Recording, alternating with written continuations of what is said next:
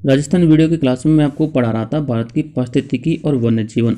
देखिए, भारत की पारिस्थितिकी और वन्य जीवन का पाठ प्रथम मैंने आप सभी के लिए ऑलरेडी अपलोड कर दिया है। तो जिन विद्यार्थियों ने पाठ प्रथम को जाके नहीं देखा है वो पाठ प्रथम को जाके देख सकता है।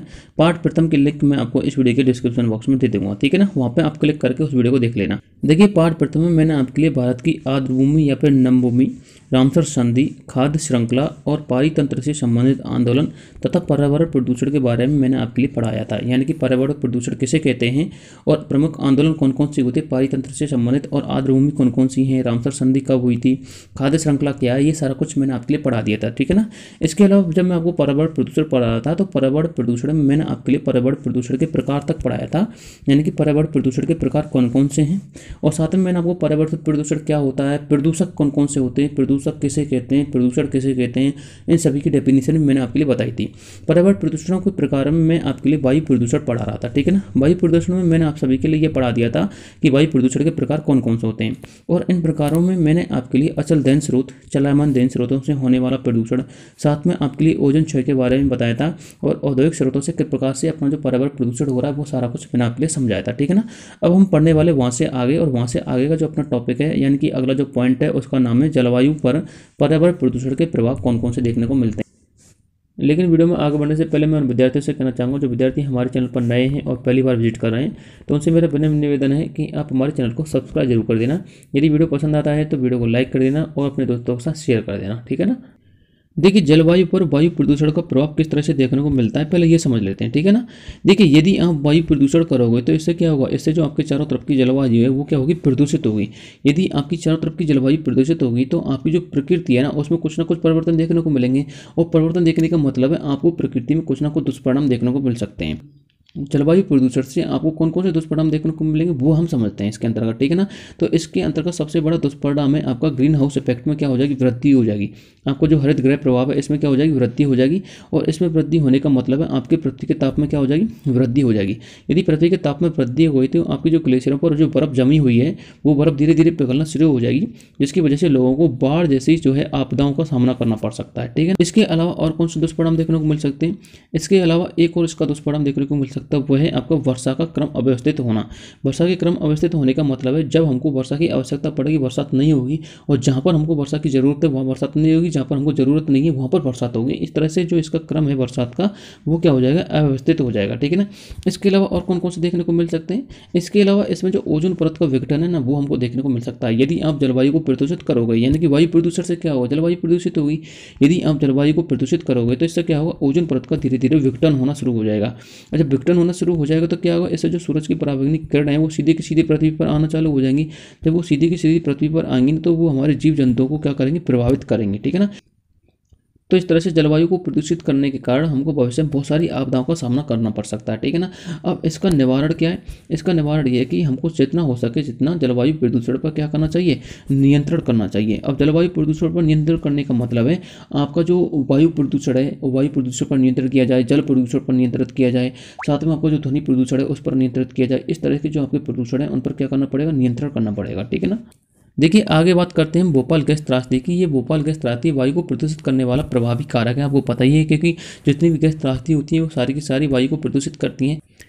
गैस त्रासदी किस तरह से वायु को प्रभावित करती हैं आपको पता ही है। कारखानों की जहरीली गैसें यदि धीरे धीरे से लीकेज होना शुरू कर दें, या फिर कारखानों के जो गैसों के टैंक होते हैं यदि वो अचानक से ब्लास्ट हो जाए तो उनसे निकलने वाली जहरीली गैस वायु में मिल जाती है। वायु में मिलने के कारण वो चारों तरफ का जो वातावरण होता है उस चारों तरफ के वातावरण को प्रभावित करती है। यानी कि चारों तरफ के वातावरण में जितने भी जीव जंतु निवास करते हैं या फिर आपकी जितनी भी मानव जाति निवास करती है उस सभी मानव जाति को प्रभावित करती है, ठीक है ना। इसी तरह वायु प्रदूषण के मामले में भारत में दो गैस त्रासदियां प्रमुख हैं। एक तो है आपकी भोपाल गैस त्रासदी और एक है आपकी विशाखापट्टनम गैस रिसाव, ठीक है ना। तो सबसे पहले हम पढ़ते हैं भोपाल गैस त्रासदी। और देखिए, भोपाल गैस त्रासदी के अंतर्गत क्या लिखा हुआ है। देखिए, इसके अंतर्गत लिखा हुआ है भोपाल के यूनियन कार्बाइड कारखाने में कीटनाशक रसायन के निर्माण के लिए मिक नामक गैस का उत्पादन किया जाता था। कौन सी गैस का उत्पादन किया जाता था, मिक नामक गैस का। अब देखिए, इसमें आगे क्या लिखा हुआ है, इसमें आगे लिखा हुआ है 2 दिसंबर 1984 को शीत रात में अचानक से मिथाइल आइसोसाइनेट। देखिए, मिथाइल आइसोसाइनेट एक जहरीली गैस है, ठीक है, याद रखना इस चीज़ को। मिथाइल आइसोसाइनेट एक जहरीली गैस का रिसाव हो गया था जिसके कारण वायु प्रदूषण हुआ, और वायु प्रदूषण होने के कारण कुछ ही घंटों में 1000 लोगों की जान चली गई, ठीक है ना। इसके बाद अगला पॉइंट है आपका विशाखापट्टनम गैस रिसाव। देखिए, विशाखापट्टनम गैस रिसाव के अंतर्गत क्या लिखा हुआ है, इसमें लिखा हुआ है इसे विजाग गैस रिसाव के नाम से भी जाना जाता है। यानी कि इस गैस त्रासदी का एक दूसरा नाम है विजाक गैस रिसाव, ठीक है ना।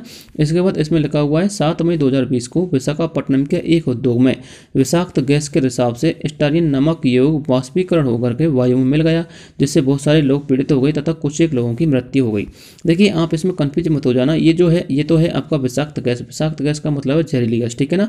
और ये है आपका विजाक गैस। देखिए ये आपका नाम है और ये आपकी जहरीली गैस का नाम है, ठीक है ना। दोनों अलग अलग चीज़ें, ठीक है, याद रखना इस चीज़ को।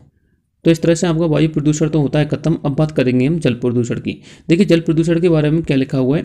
जल प्रदूषण के अंतर्गत लिखा हुआ है जल की भौतिक प्लस रासायनिक जैविक विशेषताओं में अवांछनीय परिवर्तन होने के कारण जल की गुणवत्ता में क्या आ जाती है, कमी आ जाती है, जिसे क्या कहते हैं, जल प्रदूषण कहते हैं। अर्थात कहने का मतलब है मानवीय प्लस प्राकृतिक क्रियाकलापों के कारण जल की गुणवत्ता में आने वाली कमी को जल प्रदूषण कहते हैं, ठीक है ना।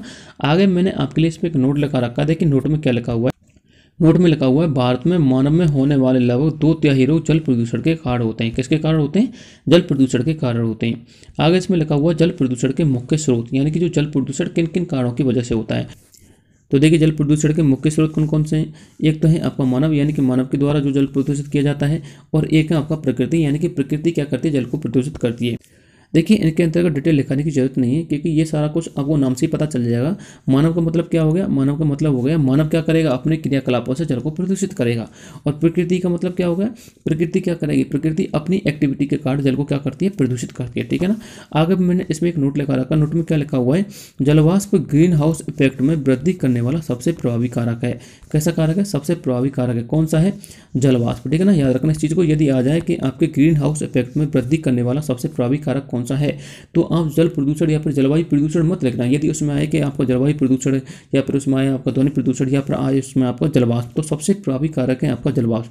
हालांकि आपका जल प्रदूषण, ध्वनि प्रदूषण, ये भी आपके जो है जलवायु जो आपके ग्रीन हाउस इफेक्ट है उसमें प्रभावी कारक है, लेकिन ये सबसे अधिक प्रभावी कारक है कौन सा, जलवाष्प, ठीक है ना। याद रखना इस चीज़ को।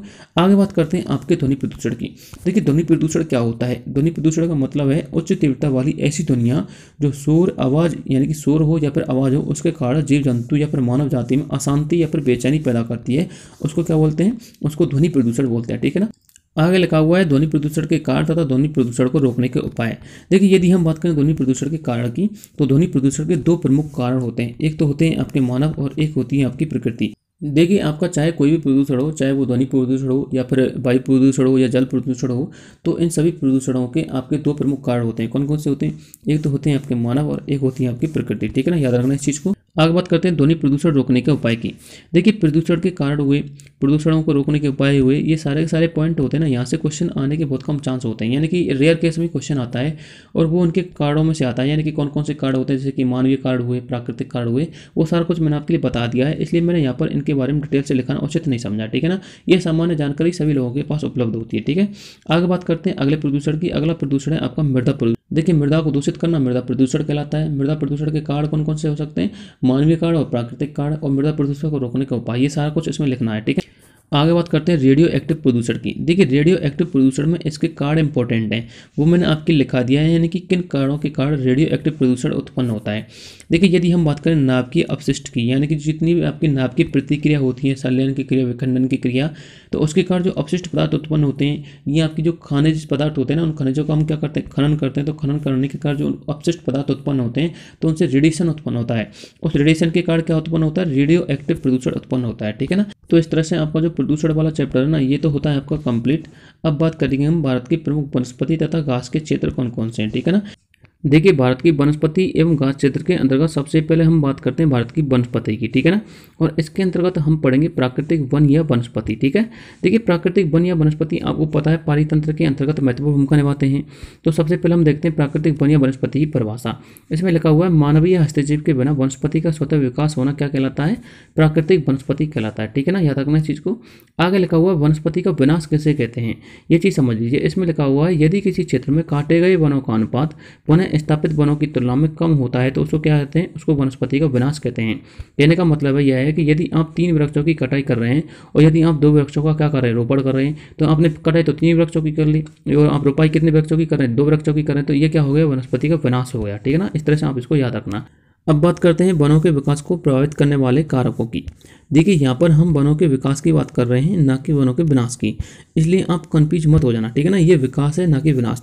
अब देखिए वनों के विकास को प्रभावित करने वाले कारक कौन से हैं, तो ये हम देख लेते हैं। इसके अंतर्गत सबसे पहला आता है आपका वर्षा, उसके बाद है ताप, मृदा, सूर्य का प्रकाश, जलवायु, धरातलीय स्वरूप। ये सारे के सारे कैसे हैं, वनों के विकास को प्रभावित करने वाले कारक हैं, ठीक है ना। यानी कि आपकी वर्षा समय पर होनी चाहिए, ताप मिलना चाहिए, मृदा अच्छी होनी चाहिए, मृदा की गुणवत्ता अच्छी होनी चाहिए, सूर्य का प्रकाश मिलता रहना चाहिए, जलवायु जो है प्रदूषित नहीं होनी चाहिए, और धरातल का स्वरूप जो है ज़्यादातर जो है धरातल उबड़ खाबड़ नहीं होना चाहिए, कहने का मतलब है, ठीक है ना। आगे बात करते हैं वनस्पतियों के प्रकार की। देखिए वनस्पतियों के प्रकार के अंतर्गत लिखा हुआ है कि भारत में वनस्पतियों को मुख्यतः 6 भागों में बांटा गया है। कितने भागों में बांटा गया, 6 भागों में बांटा गया, ठीक है ना। अब देखिए 6 भाग कौन कौन से वो देख लेते हैं। देखिए इसमें सबसे पहला भाग है आपका सदाबहार वन, उसके बाद है आर्द्र पर्णपाती, फिर है शुष्क पर्णपाती, कांटेदार वन, पर्वतीय वन, या फिर मैग्रोव या ज्वारीय वन। इस तरह से आपके 6 भाग हैं, ठीक है। अब सबसे पहले देखते हैं सदाबहार वन या फिर उष्णकटिबंधीय सदाबहार वन। देखिए इसके अंतर्गत लिखा हुआ है ये वन मुख्यतः पश्चिमी घाट तथा 200 सेंटीमीटर से अधिक वर्षा वाले क्षेत्र में देखने को मिलते हैं। कहाँ पर देखने को मिलते हैं, एक तो आपके पश्चिमी घाट वाले क्षेत्र यानी कि केरल कर्नाटक वाला जो क्षेत्र है वहाँ पर ये देखने को मिलते हैं, और साथ में उन क्षेत्रों में ये वनस्पति पाई जाती है जिन क्षेत्रों में औसत वार्षिक वर्षा का मान 200 सेंटीमीटर से अधिक होता है, ठीक है ना। आगे मैंने इसकी भौगोलिक परिस्थितियों के बारे में लिखा रखा है। यहाँ पर लिखा हुआ है औसत वार्षिक वर्षा का मान 200 सेंटीमीटर से अधिक होना चाहिए, यानी कि ये उन क्षेत्रों में पाई जाती है जिन क्षेत्रों में औसत वार्षिक वर्षा 200 सेंटीमीटर से अधिक हो, तथा उन क्षेत्रों का तापमान कितना होना चाहिए, उन क्षेत्रों का जो तापमान है वो 20 डिग्री सेल्सियस से अधिक होना चाहिए। कितना होना चाहिए, 20 डिग्री सेल्सियस से अधिक होना चाहिए। आगे बात करते हैं ये वनस्पति किन किन क्षेत्रों में पाई जाती है। देखिए यहाँ पर लिखा हुआ है पश्चिमी घाट वाले क्षेत्रों में यानी कि केरल कर्नाटक वाले क्षेत्रों में पाई जाती है, और आपके उत्तरी पूर्वी भारत यानी कि आपका जो हिमालय पर्वत का विस्तार वाला क्षेत्र है वहाँ पर भी ये पाई जाती है। साथ में अंडमान निकोबार द्वीप समूह में भी ये वनस्पति पाई जाती है। देखिए सबसे मजेदार बात यह है कि जो अंडमान निकोबार द्वीप समूह में लगभग 95% जो हिस्सा है अंडमान निकोबार द्वीप समूह का, ये सदाबहार वनों से ढका हुआ है। किससे वनों से ढका हुआ है, सदाबहार वनों से ढका हुआ है, ठीक है ना। अब इसके मुख्य वृक्षों की बात कर लेते हैं, यानी कि उष्णकटिबंधीय सदाबहार वनों में कौन कौन से वृक्ष देखने को मिलते हैं। तो इसमें सबसे पहला है आपका रोजवुड, उसके बाद है आपका आयरनवुड, सिनकोना, बांस, आबनूस, महोगनी, नारियल। ये सारे के सारे वृक्ष आपको किस वनस्पति में देखने को मिलते हैं, उष्णकटिबंधीय सदाबहार वनस्पति में देखने को मिलते हैं, ठीक है ना। आगे मैंने आपके लिए इसमें कुछ इंपॉर्टेंट पॉइंट लिखा रखे हैं, उन पॉइंट को देख लीजिए। यहाँ पर लिखा हुआ है सदाबहार वन मसालों की बागवानों के लिए बहुत ही महत्वपूर्ण है, क्योंकि मसालों की खाद्य प्लस प्रवाहित जल की आवश्यकता की पूर्ति हो जाती है। अर्थात कहने का मतलब ये है कि मसालों की खेती उन क्षेत्रों में की जाती है जहाँ पर हमेशा जल का प्रवाह रहता हो, यानी कि जल हमेशा प्रवाहित रहना चाहिए, और साथ में पेड़ पौधों से जो निर्मित खाद होती है वो प्रचुर मात्रा में उपस्थित होनी चाहिए। अब एक बात बताइए, जहाँ पर 200 सेंटीमीटर से अधिक बरसात हो रही है तो वहाँ पर जल हमेशा प्रवाहित रहेगा।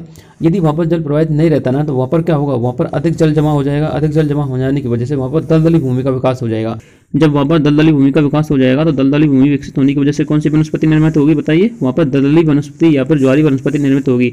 लेकिन हम पढ़ रहे हैं उष्णकटिबंधीय सदाबहार वनस्पति, इसका मतलब वहाँ पर पानी का ठहराव नहीं होता है, वहाँ पर पानी हमेशा प्रवाहित होता रहता है, ठीक है ना। आगे इसमें लिखा हुआ है अंडमान निकोबार का लगभग 95% हिस्सा सदाबहार वनस्पतियों से ढका हुआ है। कैसी वनस्पतियों से, सदाबहार वनस्पति से ढका हुआ है। ये थोड़ी देर पहले मैंने आपको बताया था। अब पढ़ने वाले इसका अगला पॉइंट है इसकी आर्द्र पर्णपाती या फिर आर्द्र मानसूनी पतझड़ वन। देखिए आर्द्र पर्णपाती और एक होती है शुष्क पर्णपाती वनस्पति। थोड़ी देर पहले मैंने आपको वनस्पतियों के प्रकार बताए थे, उसमें तो मैं आपको शुष्क पर्णपाती तथा आर्द्र पर्णपाती दोनों वनस्पतियां एक साथ बताने वाला हूं ताकि आपको अच्छी तरह से समझ में आ जाए, ठीक है ना। देखिए आर्द्र पर्णपाती वनस्पति का मतलब होता है ऐसी वनस्पति जिसके विकास के लिए अधिक जल की आवश्यकता होती है, उसको तो बोलते हैं आर्द्र पर्णपाती वनस्पति। अब बात करें शुष्क पर्णपाती वनस्पति की, तो ऐसी वनस्पति जिसके विकास के लिए कम जल की आवश्यकता होती है या फिर ऐसी वनस्पति जिसका विकास कम जल की उपलब्धता में भी हो जाता है, उसको बोलते हैं शुष्क पर्णपाती वनस्पति, ठीक है ना। देखिए आप इसको इस तरह से समझ सकते हैं। सपोज कीजिए ये आपका कोई क्षेत्र है, यदि इस क्षेत्र के पश्चिम में अधिक बरसात हो रही है तो पूर्व में कम बरसात होगी, ये तो स्वाभाविक सी बात है। यदि इसके पूर्व में अधिक बरसात हो रही है तो पश्चिम में कम बरसात होगी। यानी कि कहने का मतलब है आपका जो आर्द्र क्षेत्र है ना वो आपका शुष्क क्षेत्र के लगभग आसपास होता है, या फिर आपका जो शुष्क क्षेत्र और आर्द्र क्षेत्र है ये लगभग आसपास होते हैं। अर्थात कहने का मतलब ये हुआ कि आपकी जो आर्द्र पर्णपाती वनस्पति है और आपकी जो शुष्क पर्णपाती वनस्पति है ये लगभग एक ही क्षेत्र में पाई जाती है, लेकिन कुछ दूरी पर पाई जाती है, ठीक है ना। अब देखिए इसके अंतर्गत कौन कौन से पॉइंट लिखे हुए हैं उनको देख लेते हैं। यहाँ पर लिखा हुआ है औसत वार्षिक वर्षा, यानी कि इसके लिए औसत वार्षिक वर्षा की कितनी आवश्यकता है, तो इसके लिए लगभग 100 से लेकर के 200 सेंटीमीटर की आवश्यकता है। यानी कि उन क्षेत्रों में ये पाई जाएगी जिन क्षेत्रों में लगभग 100 से लेकर के 200 सेंटीमीटर अधिक वर्षा होती है, ठीक है ना। अब बात करें इनके क्षेत्र की, तो इसके क्षेत्र कौन कौन से, एक तो है आपका पश्चिमी घाट के पूर्वी ढाल और मध्य प्रदेश, उत्तर प्रदेश, पश्चिम बंगाल, बिहार, झारखंड, छत्तीसगढ़, आंध्र प्रदेश, तमिलनाडु। अब एक बात बताइए, यदि आपकी आर्द्र पर्णपाती वनस्पति इन क्षेत्रों में पाई जा रही है तो शुष्क पर्णपाती वनस्पति भी इन्हीं क्षेत्रों में पाई जाएगी, लेकिन आर्द्र पर्णपाती की लगभग कुछ दूरी पर पाई जाएगी, ठीक है ना। आगे बात करते हैं इसमें पाए जाने वाले वृक्षों की। देखिए इसमें कौन कौन से वृक्ष पाए जाते हैं। यदि इसके वृक्षों की बात करें तो इसमें आम, अर्जुन, कुसुम, शीशम, साल, सागवान, सैतूत, चंदन, त्रिफला, महुआ, खैर, ये सारे के सारे वृक्ष इसकी आद पर्णपाती वनस्पति के वृक्ष हैं, ठीक है ना। अब देखिए इसके अंतर्गत मैंने आपके लिए कुछ पॉइंट लगा रखे हैं, उन पॉइंटों को देख लीजिए। ये वनस्पति सदाबहार की तरह ना तो अधिक सघन होती है और ना ही अधिक लंबी होती है। इनका पड़पात ग्रीष्म ऋतु में होता है। कब होता है? ग्रीष्म ऋतु में होता है। इनकी लकड़ी जो होती है वो फर्नीचर के लिए सर्वाधिक उपयुक्त होती है। आपको पता ही साल सागवान के जो वृक्षों की लकड़ी होती है वो फर्नीचर के लिए बहुत उपयुक्त होती है, ठीक। अगली वनस्पति है आपकी उष्णकटिबंधीय शुष्क पतझड़ वनस्पति। देखिए उष्णकटिबंधीय जो शुष्क पतझड़ वनस्पति है ना, इसके सारे के सारे पॉइंट आपके आर्द्र पर्णपाती वनस्पति के समान है, लेकिन वर्षा को छोड़ करके, क्योंकि यहाँ पर वर्षा की मात्रा कम होती है। देखिए इसमें लिखा हुआ है औसत वार्षिक वर्षा लगभग 50 से लेकर 100 सेंटीमीटर होनी चाहिए। यदि हम क्षेत्र की बात करें तो देखिए कौन कौन से क्षेत्रों में पाई जाती है। ये आपके आर्द्र पतझड़ वनों के पश्चिम में उत्तर से लेकर दक्षिण तक पाई जाती है। यूपी में पाई जाती है, राजस्थान, मध्य प्रदेश, कर्नाटक, तमिलनाडु, आंध्र प्रदेश, ये सारे के सारे क्षेत्र आपके आर्द्र पर्णपाती वनस्पति वाले क्षेत्र हैं। लेकिन आपको ये पॉइंट दिया हुआ है ना, आर्द्र पतझड़ वनों के पश्चिम से लेकर उत्तर से लेकर दक्षिण में पाई जाती है, इसको समझ लीजिए। सपोज कीजिए ये तो हो गया आपका दक्षिण भारत। यदि दक्षिण भारत के पश्चिम वाले हिस्से की बात करें, यानी कि इस क्षेत्र की बात करें, तो इस क्षेत्र के पूर्वी भाग में, यानी कि यहाँ पर, और इस क्षेत्र के पूर्वी भाग में उत्तर से लेकर दक्षिण वाले हिस्से में कौन सी वनस्पति पाई जाती है? शुष्क वनस्पति पाई जाती है। और इस क्षेत्र के पश्चिम भाग में, यानी कि उत्तर से लेकर दक्षिण वाले हिस्से में कौन सी वनस्पति पाई जाती है? आर्द्र वनस्पति पाई जाती है, ठीक है ना। इस पॉइंट का मतलब यही है, और सारे के सारे आपके यही पॉइंट हैं, उत्तर प्रदेश, राजस्थान, महाराष्ट्र, कर्नाटक, तमिलनाडु, आंध्र प्रदेश, ठीक है ना। आगे बात करते हैं इसमें पाए जाने वाले प्रमुख वृक्षों की। आगे बात करते हैं इसके अंतर्गत पाए जाने वाले प्रमुख वृक्षों की। देखिए इसके अंतर्गत कौन कौन से पेड़ पाए जाते हैं। एक तो महुआ का हुआ, पलास का हुआ, धौंक, नीम, पीपल, आंवला। देखिए महुआ का मैंने आपके लिए आर्द्र पर्णपाती वनस्पति में भी लिखाया है, और महुआ का मैंने आपके लिए शुष्क पर्णपाती वनस्पति में लिखाया है। तो मैंने थोड़ी देर पहले आपको बताया था, ये दोनों क्षेत्र आपके आसपास वाले क्षेत्रों में ही पाए जाते हैं। लेकिन एक बात बताइए, सपोज कीजिए ये आपके दोनों क्षेत्र हैं, यहाँ पर तो होती है आपकी अधिक वर्षा और यहाँ पर होती है आपकी कम वर्षा। अब इनके जो ये बीच वाला क्षेत्र है, यहाँ पर भी तो कोई वनस्पति देखने को मिलेगी। तो यहाँ पर किस प्रकार की वनस्पति देखने को मिलते हैं? यहाँ पर महुआ के पेड़ देखने को मिलते हैं, ठीक है ना।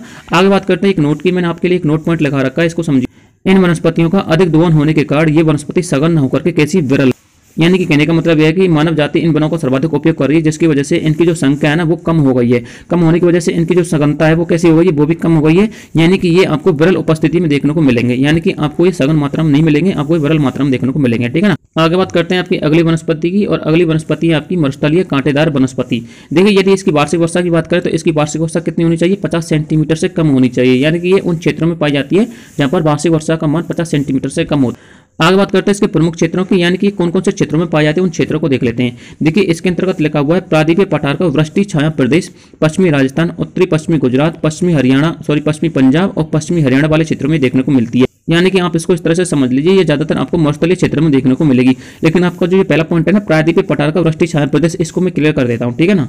देखिए सबसे पहले ये समझते हैं कि वृष्टि छाया प्रदेश कहते किसे हैं। सपोज कीजिए ये तो हो गया आपका कोई पठारी वाला क्षेत्र, ठीक है ना। ये हो गया आपका पठार, और ये हो गया पठार का पश्चिमी भाग, और ये हो गया पठार का पूर्वी भाग।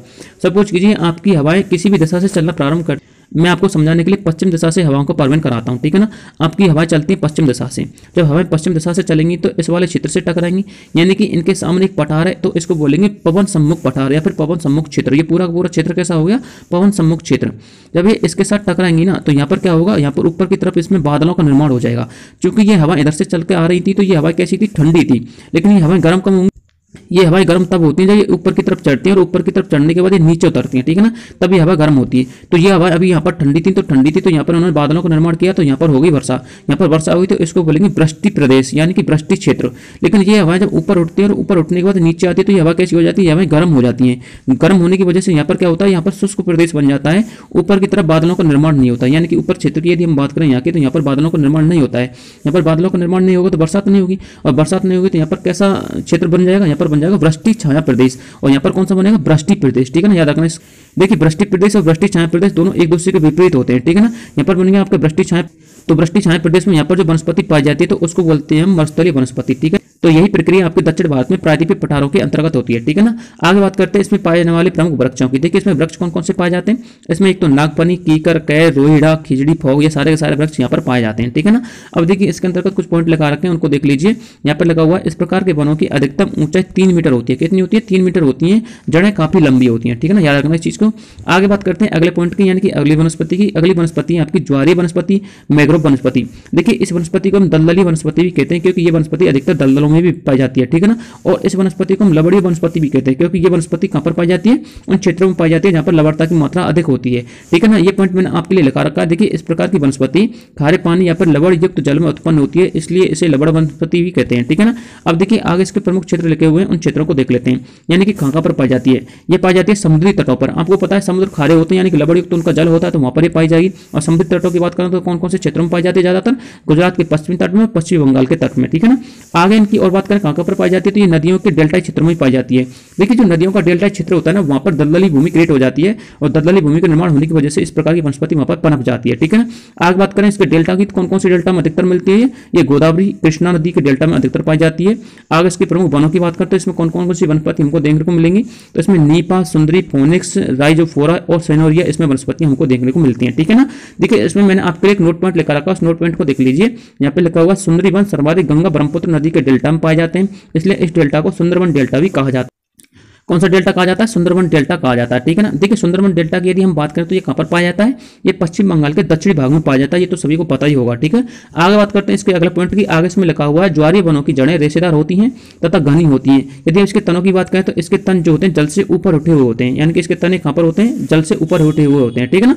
आगे बात करते हैं अपनी अगली वनस्पति की, यानी कि अपनी अंतिम वनस्पति है पर्वतीय वनस्पति। देखिए सबसे पहले हम पर्वतीय वनस्पति को समझ लेते हैं कि पर्वतीय वनस्पति होती क्या है और इसके कितने प्रकार होते हैं। सपोज कीजिए ये तो हो गया आपका कोई पर्वत, ठीक है ना। यदि हम पर्वत की ऊपर के क्षेत्र की बात करें, यानी कि 1000 मीटर की ऊंचाई की बात करें, तो यहाँ पर भी आपकी कुछ ना कुछ वनस्पति पाई जाएगी और उसका भी अपने आप में कुछ नाम होगा, ठीक है ना। जब हम 1000 मीटर से ऊपर चलेंगे, यानी कि 2800 मीटर या फिर 1500 मीटर के समथिंग चलेंगे, तो यहाँ पर भी इसकी कुछ ना कुछ ऊंचाई होगी। जब हम 1500 मीटर से ऊपर चलेंगे, यानी कि 3500 मीटर से अधिक ऊपर चलेंगे, तो यहाँ पर भी इसकी कुछ ना कुछ ऊंचाई पर कुछ ना कुछ वनस्पति पाई जाती है, ठीक है ना। लेकिन आपके लिए एक बात बता देता हूं, जो 1000 मीटर से अधिक ऊंचाई की जो वनस्पति है वो तो आपके नॉर्मली पर्वतों के क्षेत्रों में देखने को मिल जाती है, क्योंकि हमारे जो नॉर्मल पर्वत होते हैं उनकी लगभग 1000 मीटर ऊंचाई हो जाती है, ठीक है ना। लेकिन यदि हम बात करें ऊपर, यानी कि इसके 1000 मीटर से ऊपर चलें, तो वो जो क्षेत्र मिलता है वो आपको हिमालय पर्वत वाला क्षेत्र मिलता है।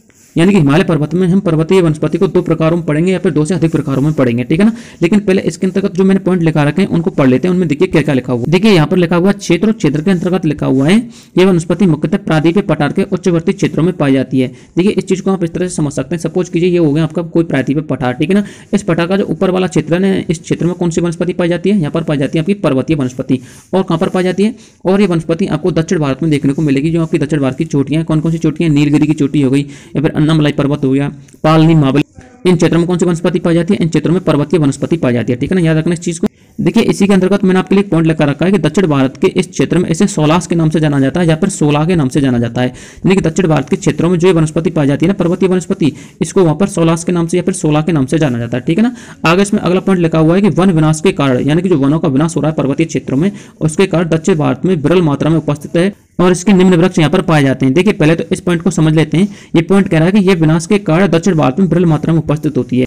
यानी कि दक्षिण भारत में जो आपकी पर्वतीय जनजाति निवास करती है ना, तो वह अपने ईंधन के उपयोग के लिए इन वृक्षों का क्या करते हैं, दोहन करते हैं या फिर इन वृक्षों की कटाई करते हैं, जिसके कारण इन वृक्षों की मात्रा कम होती जा रही है। यानी कि इन वृक्षों की जो मात्रा है वो विरल मात्रा में उपस्थित है, ठीक है ना। आगे बात करें इनके वृक्ष कौन कौन से, तो इनके वृक्ष में वॉलनट, चेस्टनट या फिर ओक, इस प्रकार के वृक्ष यहाँ पर देखने को मिलते हैं, ठीक है ना। अब देखिए ये तो होगी आपकी नॉर्मल पर्वत की बात। कैसी पर्वत की बात, यह होगी आपके नॉर्मल पर्वतीय क्षेत्रों की बात। अब करते हैं 1000 मीटर से ऊपर या फिर 1500 मीटर से ऊपर वाले क्षेत्रों की। देखिए यदि हम 1500 मीटर से ऊपर वाले क्षेत्रों की बात करेंगे तो वो वनस्पति कहाँ पर देखने को मिलेगी, वो आपको हिमालय पर्वतीय क्षेत्रों में देखने को मिलेगी। देखिए हिमालय पर्वतीय क्षेत्र की यदि हम बात करें तो यहाँ पर लिखा हुआ दक्षिण भाग के विपरीत एक वनस्पति हिमालय क्षेत्रों में भी पाई जाती है। यानी कि थोड़ी देर पहले हम दक्षिणी भाग को पढ़कर आए थे, अब पढ़ रहे हैं उत्तरी वाला भाग, यानी जो अपने भारत का उत्तरी वाला भाग है, हिमालय पर्वतीय क्षेत्र वाला भाग, उसको पढ़ रहे हैं। तो ये वनस्पति कहाँ पर पाई जाती है, दक्षिण भाग के विपरीत वनस्पति हिमालय के क्षेत्र में भी पाई जाती है। हिमालय पर्वत पर इस वनस्पति के हमको 2 प्रकार देखने को मिलते हैं। अब देखिए 2 प्रकार कौन कौन से देखने को मिलते हैं। सबसे पहला प्रकार है आपका कौनधारी या फिर शंकुधारी वनस्पति। देखिए इसके अंतर्गत लिखा हुआ है ये वनस्पति हिमालय के क्षेत्र में 1500 मीटर से लेकर के 3500 मीटर की ऊंचाई तक मिलती है। कहां पर मिलती है, 1500 मीटर से लेकर के 3500 मीटर की ऊंचाई में। थोड़ी देर पहले मैंने आपको बताया था। यदि हम वृक्षों की बात करें तो कौन कौन से वृक्ष देखने को मिलते हैं, देवदार का वृक्ष हुआ, ये देवदार का मुख्य वृक्ष है, ठीक है ना। चीड़ का हुआ, स्प्रूस का हुआ, ये सारे के सारे वृक्ष हमको पर्वतीय क्षेत्रों के कौनधारी वृक्षों में देखने को मिलते हैं, ठीक है ना। अगली है आपकी अल्पाइन वनस्पति। देखिए अल्पाइन वनस्पति के अंतर्गत लिखा हुआ है ये वनस्पति हिमालय पर्वतीय क्षेत्रों में 2800 मीटर से लेकर के 3700 मीटर की ऊंचाई तक मिलती है, ठीक है ना। यहाँ पर इस प्रकार की वनस्पति को मर्ग कहा जाता है। क्या कहा जाता है, मर्ग कहा जाता है, ठीक है ना। आगे लिखा हुआ है इसके प्रमुख वृक्ष कौन कौन से, देखिए यहाँ पर लिखा हुआ है सिल्वर रफर या फिर जूनिफर या फिर वर्च या फिर आपका लिखा हुआ है रोडोडेंड्रॉन। देखिए मैं आपको एक पॉइंट समझा देता हूँ। सपोज कीजिए ये होगी आपकी अल्पाइन वनस्पति, यहाँ पर तो होगी आपकी अल्पाइन वनस्पति। सपोज कीजिए ये होगी आपका हिमालय पर्वत, जो हिमालय पर्वत के जो उच्चतम यानी कि 3500 मीटर की क्षेत्र में जो वृक्ष पाए जाते हैं उनको बोलते हैं अल्पाइन वृक्ष या फिर अल्पाइन वनस्पति। लेकिन इससे ऊपर भी कोई वनस्पति देखने को मिलती है, बिल्कुल मिलती है। यहाँ पर छोटी छोटी वनस्पति देखने को मिलती है, यानी कि छोटे छोटे वृक्ष मिलते हैं जिनको हम घास बोलते हैं, उनको हम अल्पाइन घास के नाम से भी जानते हैं, ठीक है ना। किस घास के नाम से जानते हैं? अल्पाइन घास के नाम से जानते हैं, ठीक है। आगे बात करें, इसमें एक नोट लिखा रखा है, नोट में लिखा हुआ है इससे अधिक ऊंचाई पर जाने पर यहाँ पर अल्पाइन घास पाई जाती है। कौन सी घास पाई जाती है? अल्पाइन घास पाई जाती है, ठीक है ना। तो इस प्रकार से आपका वनस्पति वाला चैप्टर तो होता है खत्म। अब पढ़ते हैं इसकी प्रमुख घास भूमि कौन कौन सी है, ठीक है। यहाँ पर लिखा हुआ भारत की प्रमुख घास भूमि है। देखिए यदि हम बात करें भारत की प्रमुख घास भूमियों की, तो यहाँ पर लिखा हुआ है भारत में घास क्षेत्र का विस्तार नमी वाली भूमि तथा पहाड़ी क्षेत्रों में देखने को मिलता है। कहाँ पर देखने को मिलता है? उन क्षेत्रों में देखने को मिलता है जिन क्षेत्रों में नमी पाई जाती है, या फिर उन क्षेत्रों में देखने को मिलता है जिन क्षेत्रों में पहाड़ों की मात्रा अधिक होती है, ठीक है ना। आगे इसमें लिखा हुआ है भारत में लगभग 60 प्रजातियां ऐसी होती हैं घासों की जो 12 मासी होती है, यानी कि 60 प्रजातियां यानी कि 60 प्रकार की घास ऐसी होती है जो आपकी 12 महीने देखने को मिल सकती है, ठीक है ना। आगे इसमें लिखा हुआ भारत में घास क्षेत्र को 3 भागों में बांटा गया है। कितने भागों में? 3 भागों में बांटा गया है। इसके प्रकारों के अंतर्गत सबसे पहला प्रकार है निम्न क्षेत्रीय घास, या फिर आपकी भूमि के धरातल पर पाई जाने वाली घास यानी कि धरातलीय घास। यदि हम बात करें निम्न क्षेत्रीय घास की, तो इसके जस्ट दूसरा प्रकार होगा आपका उच्च क्षेत्रीय घास। उच्च क्षेत्रीय घास कौन सी होंगी? उच्च क्षेत्रीय घास होंगी आपकी ऐसी घास जो उच्च क्षेत्रों पर पाई जाती है, यानी कि पर्वतीय वाले क्षेत्रों पर पाई जाती है। और निम्न क्षेत्रीय घास कैसी होंगी? निम्न क्षेत्रीय घास ऐसी होंगी जो आपकी निम्न क्षेत्रों पर पाई जाती है, यानी कि आपकी धरातल पर पाई जाती है, ठीक है ना। अब देखिए निम्न क्षेत्रीय घास के अंतर्गत क्या लिखा हुआ है। इसके अंतर्गत लिखा हुआ है ये वनस्पति वार्षिक औसत वर्षा 30 सेंटीमीटर से लेकर के 200 सेंटीमीटर के क्षेत्र में देखने को मिलती है। यानी कि वनस्पति कहाँ पर पाई जाती है? ये वनस्पति वहां पर पाई जाती है जहां पर 30 सेंटीमीटर से लेकर के 200 सेंटीमीटर वार्षिक वर्षा होती है, ठीक है ना। उन क्षेत्रों में पाई जाती है। आगे इसमें लिखा हुआ है इन क्षेत्रों में ग्रीष्म ऋतु में तापमान उच्च होना चाहिए, यानी कि इन क्षेत्रों का तापमान कैसा होना चाहिए? उच्च तापमान होना चाहिए। यदि क्षेत्र की बात करेंगे कौन कौन से क्षेत्रों में पाई जाती है, तो ये पंजाब, उत्तर प्रदेश, हरियाणा, बिहार, असम, इन क्षेत्रों में देखने को मिलती है, ठीक है। आगे बात करते हैं पर्वतीय घास की या फिर उच्च क्षेत्रीय घास की। देखिए उच्च क्षेत्रीय घास और पर्वतीय घास थोड़ी देर पहले मैंने आपको समझा दिया था, तो इसको दोबारा समझने की जरूरत नहीं। इसके अंतर्गत लिखा हुआ है ये घास दक्षिण भारत के 16 वनों में पाई जाती है तथा हिमालय के 1000 मीटर से अधिक ऊंचाई वाले क्षेत्रों में देखने को मिलती है। कौन से क्षेत्र में देखने को मिलती है? 1000 मीटर से अधिक ऊंचाई वाले क्षेत्रों में देखने को मिलती है, ठीक है ना। अगला प्रकार है आपका नदी तटीय घास, यानी नदी तटीय घास का मतलब है इस प्रकार की घास उन क्षेत्रों में पाई जाएगी जहां पर नदियों का प्रवाह सर्वाधिक होता है। अब आपको पता ही है हमारे भारत देश में यदि हम बात करें हमारे भारत की प्रमुख नदियों का, तो प्रमुख नदियों का प्रवाह कहां पर होता है? लगभग आपके भारत की उत्तर दिशा में होता है, ठीक है ना। तो यहाँ पर मैंने आपके लिए पॉइंट लिखा दिया है, इसमें लिखा हुआ है इस प्रकार की घास उत्तर भारत में मिलती है। कहाँ पर मिलती है? उत्तर भारत में मिलती है। यह घास चारागाहों के विकास के लिए बहुत महत्वपूर्ण, यानी कि इन घासों का उपयोग हम चारागाहों के विकास के लिए कर सकते हैं, ठीक है ना। आगे लिखा हुआ है भारत के कुछ अन्य घास के मैदान तथा उनके चित्र, यानी कि जो आपके भारत के प्रमुख घास के मैदान है वो किन किन क्षेत्रों में देखने को मिलते हैं वो देख लेते हैं। देखिए मैंने ये सारा कुछ आपके लिए लिख रखा है, लेकिन आपको मैं मैप के माध्यम से भी समझा दूंगा, ठीक है ना। सबसे पहले हम पढ़ते हैं मर्ग घास के बारे में। तो देखिए कहाँ पर देखने को मिलती है? ये आपको कश्मीर घाटी में देखने को मिलती है। जिन क्षेत्रों में पाई जाती है ना कश्मीर के जिन क्षेत्रों में, तो उन क्षेत्रों का नाम इस मर्ग के नाम पर रख दिया गया है। कौन कौन से क्षेत्र है आपके? एक तो हो गया आपका सोनमर्ग, एक हो गया गुलमर्ग, एक हो गया आपका टनमर्ग। ये आपको कहाँ पर देखने को मिलेंगे? ये आपको कश्मीर घाटी में देखने को मिलेंगे। और घास भी कहाँ पर पाई जाती है? ये आपकी कश्मीर घाटी के क्षेत्र में पाई जाती है, ठीक है ना। अगली घास का मैदान है आपका खजियार घास का मैदान, ये आपको हिमाचल प्रदेश में देखने को मिलेगा। अगला है बुग्याल या फिर पयार, ये उत्तराखंड में देखने को मिलेगा। फिर है तराई घास के, ये कहाँ पर पाए जाते हैं? ये यूपी के उत्तरी भाग में, बिहार के उत्तरी भाग में तथा ब्रह्मपुत्र घाटी में पाए जाते हैं। यदि हम ब्रह्मपुत्र घाटी की बात करें तो ब्रह्मपुत्र घाटी कहाँ पर फैली हुई है? असम वाले क्षेत्र में, आंध्र प्रदेश वाले क्षेत्र में, नेपाल का एक वाल्मीकि वाला क्षेत्र वहां पर ही फैली हुई है, ठीक है ना। आगे लिखा हुआ है वन्नी घास का क्षेत्र। देखिए वन्नी घास का क्षेत्र हमको कहाँ पर देखने को मिलता है? वन्नी घास का क्षेत्र हमको कच्छ के रण में देखने को मिलता है, जो कि गुजरात का क्षेत्र है, ठीक है ना। आगे लिखा हुआ 16 घास के मैदान। 16 घास के मैदान हमको पश्चिमी घाट में देखने को मिलते हैं, जो कि केरल कर्नाटक वाले क्षेत्र में मैंने थोड़ी देर पहले आपको बताया था, ठीक है। अगला पॉइंट है आपका एलिफेंटा घास। देखिए एलिफेंटा घास कहाँ पर देखने को मिलती है? ये आपको केरल तथा अन्नामलाई के क्षेत्रों में देखने को मिलती है, यानी कि जो आपकी अन्नामलाई की पहाड़ियां हैं उन क्षेत्रों में ये देखने को मिलती है। कौन सी घास? एलिफेंटा घास। इस घास का उपयोग हाथी सर्वाधिक उपयोग करते हैं खाने के लिए, इसलिए इस घास का नाम एलिफेंटा रख दिया गया है, ठीक है ना। अब देखिए इन घासों को हम मैप के माध्यम से समझ लेते हैं, ठीक है ना। अब मैप की तरफ चलते हैं। देखिए दोस्तों मैप में घास के मैदानों को समझाने से पहले मैं आपके एक डाउट को क्लियर कर देता हूं। जो ये वीडियो है ना कुछ पर्सनल प्रॉब्लम की वजह से लेट हो गई थी, लेकिन आज के बाद वीडियो लेट नहीं होगी, ठीक है ना। आज के बाद जो वीडियो है आपके लिए कंटिन्यू आती रहेगी, ठीक है। देखिए दोस्तों अब इन घास के मैदानों को आप मैप के माध्यम से समझ लीजिए। यदि हम बात करें कश्मीर घाटी की, तो कश्मीर घाटी में कौन सी घास पाई जाती है? यहाँ पर पाई जाती है आपकी मर्ग। कौन सी पाई जाती है? मर्ग पाई जाती है। और यदि हम बात करें हिमाचल प्रदेश की, तो हिमाचल प्रदेश में कौन सी पाई जाती है? यहाँ पर पाई जाती है आपकी खजार। यदि हम बात करें उत्तराखंड की, तो उत्तराखंड में कौन सी घास पाई जाती है? यहाँ पर पाई जाती है आपकी पयार या फिर बुग्याल, ठीक है ना। अब बात करते हैं तराई घास के मैदानों की। देखिए तराई घास के मैदान कहाँ पर देखने को मिलेंगे आपको? ये उत्तर प्रदेश के ऊपर वाले क्षेत्र में, यानी कि उत्तर की तरफ देखने को मिलेंगे। बिहार के ऊपर वाले क्षेत्र में, यानी कि उत्तर की तरफ देखने को मिलेंगे। साथ में यदि हम बात करें ब्रह्मपुत्र घाटी की, तो ब्रह्मपुत्र घाटी वाले क्षेत्र यानी कि अरुणाचल प्रदेश का हुआ, असम वाला क्षेत्र हुआ, ये सारे के सारे क्षेत्र में देखने को मिलेंगे कौन से घास के मैदान, तराई घास के मैदान। ठीक है ना। देखिए अब चलते हैं दक्षिण की तरफ। तो दक्षिण की तरफ कौन कौन से घास के मैदान देखने को मिलेंगे? दक्षिण की तरफ हमको 16 घास के मैदान तथा एलिफेंटा घास के मैदान देखने को मिलेंगे, जो कि कहाँ पर पाई जाती है, जो कि केरल कर्नाटक वाले क्षेत्र में पाई जाती है। ठीक है ना। अब बात करते हैं बन्नी घास के मैदानों की। तो बन्नी घास के मैदान कहाँ पर देखने को मिलेंगे? बन्नी घास के मैदान हमको कच्छ के रण में यानी कि गुजरात वाले हिस्से में देखने को मिलते हैं। ठीक है ना दोस्तों, इसी के साथ आपका जो भारत का पारितंत्र वाला टॉपिक है वो आपका फिनिश होता है। अब आपका जो बकाया टॉपिक है उसका नाम है वन्य जीवन, यानी कि जो भारत का वन्य जीवन है वो कैसा है। देखिए यदि हम भारत के वन्य जीवन की बात करें तो वन्य जीवन वाला चैप्टर मैंने आपके लिए ऑलरेडी करवा दिया है। उसके अलावा मैंने आपके लिए 2-3 पार्ट ऑलरेडी अपलोड कर दिए हैं। तो यदि आपको वन्य जीवन वाला टॉपिक क्लियर करना है तो वहां पर उन वीडियो को जाकर के देख लेना। मैं उन वीडियो के लिंक आपको इस वीडियो के डिस्क्रिप्शन बॉक्स में डाल दूंगा। अब बात रही आपके पीडीएफ की, तो मैं आपके लिए इन दोनों पार्टों की पीडीएफ भी इस वीडियो के लिंक में डाल दूंगा। ठीक है ना। वहां पर जाकर क्लिक करके आप दोनों पार्टों की पीडीएफ डाउनलोड कर लेना। ठीक है ना। यदि आपको फिर भी पारितंत्र से संबंधित वन्य जीवन का अलग से कोई चैप्टर चाहिए तो आप मेरे लिए कमेंट कर देना, मैं आपके लिए पारितंत्र से संबंधित वन्य जीवन का अलग से चैप्टर लेके आ जाऊंगा। ठीक है ना। मिलते हैं नेक्स्ट वीडियो में, तब तक के लिए जय हिंद जय भारत।